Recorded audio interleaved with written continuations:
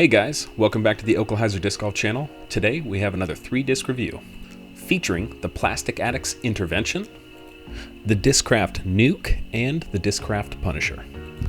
First, taking a look at the Plastic Addicts Intervention, you can see it has a speed of 12, a glide of 5, a turn of -1, and a fade of 4. And in case you didn't know, the Intervention is actually the out-of-production disc, the Discraft Venom. Moving on to the Nuke, has a speed of 13, glide of 5, turn of -1, and a fade of 3. And finally the Punisher, with a 12 speed, glide 5, 0 turn, and a fade of 3. Making these discs line up rather nicely. Welcome to Oklahyzer! This video is sponsored by Plastic Addicts. Big thanks to them for providing the discs to review and give away at the end of the video. Stick around to find out more. So we are first going to start out with some field work. These are just going to be a couple of shots of me throwing backhand with a head right to left crosswind. As you can see from that slight hyzer release, it flipped up to flat and then faded very hard. And as expected with the Punisher, very little mid-flight lateral movement. But that consistent fade at the end makes me feel that the 3 fade is very appropriate. And now with the Nuke, you get to see a lot more mid-flight lateral movement. A slight hyzer release with just a touch more nose up than I intended, but it does give you a pretty good idea of what the flight characteristics of this disc is. Now we're going to give you one more look at the Punisher again, with a bit more flat than hyzer release. As you can see, again, very little lateral movement in the mid-flight, but that fade kicks in at the end. And now we're going to touch on that intervention one more time. As you can see in this throw, I got it out there a little bit harder and a little bit flatter, and it has significantly more turn.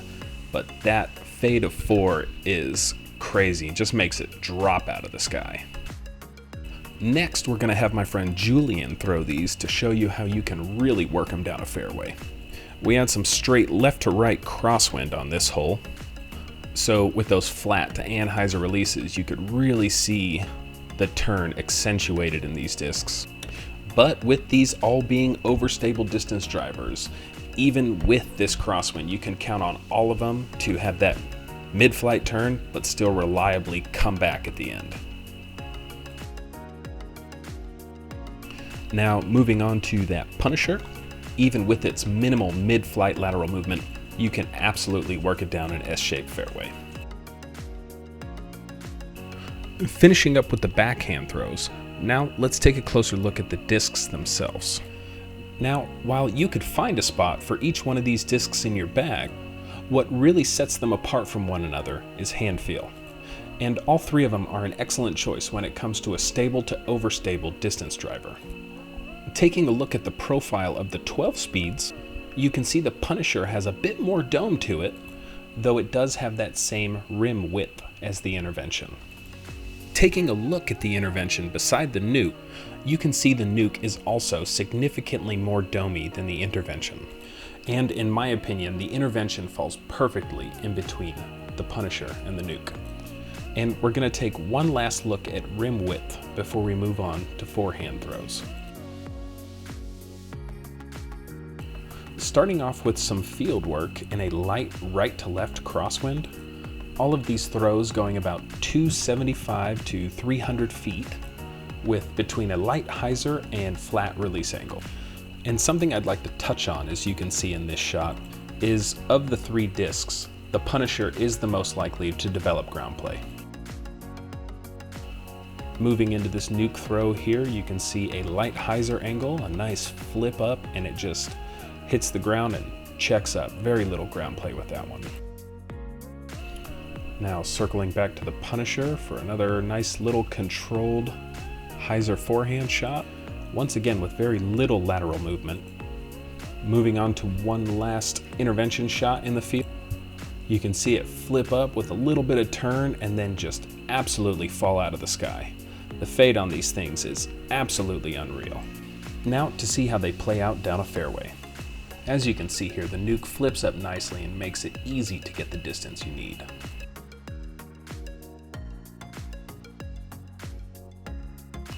Moving on to the Punisher, that minimal lateral movement makes it to where you really have to put a little bit of flat to ante on it to get that extra distance, but it can get down there no problem. And with one final throw with the intervention, in case you hadn't already figured it out, forehand is really where this disc shines. Between the flatness of the disc, the hand feel of the plastic, and the rim width, you couldn't ask for a more forehand-friendly distance driver.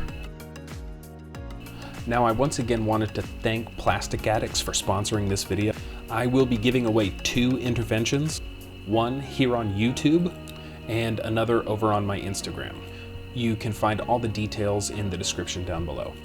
If you want to get your hands on any of these discs, make sure you check out plasticaddicts.net, or if you find yourself in or around the Peoria area, say for Ledgestone, you should definitely make time to swing in and check them out. Thanks a ton for watching, and as always, see you next time.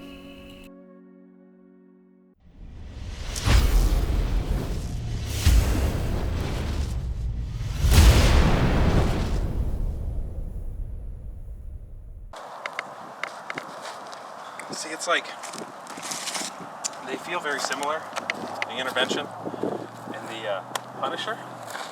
The interventions are flatter and they seem to have more turn and more fade.